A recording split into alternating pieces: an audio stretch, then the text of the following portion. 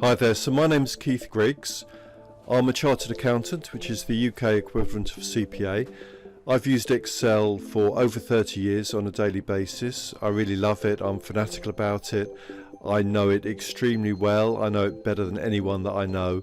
I know the little tips and tricks and how to do things really quickly. And I really want to pass all my knowledge over to you so that you can use it as well as I can and that you love Excel as much as I do. By the end of the course, you will have a good basic knowledge of Excel. You'll be able to navigate around the spreadsheet really quickly. You'll know a lot of shortcuts that I personally use every day, and you'll be able to create beautiful and useful spreadsheets and print them out and impress your boss.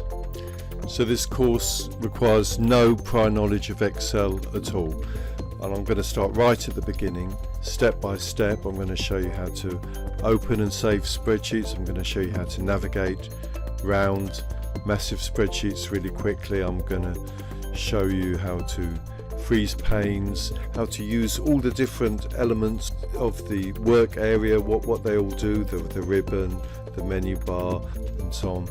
I'll show you how to add, delete rows, how to move rows and columns really quickly. I'm going to show you how to do basic maths, add, subtract, divide, multiply, how to auto sum, and how to combine the contents of different cells. I'm also going to show you how to create a table of data and format it very easily, and how to print it off, and also how to print off with column and row titles as well. I also give you a transcript of all my talks, and also give you a spreadsheet that I create during the course, and the idea is that you follow along with it and create your own spreadsheet and then compare it with what I do. That's really the best way to learn.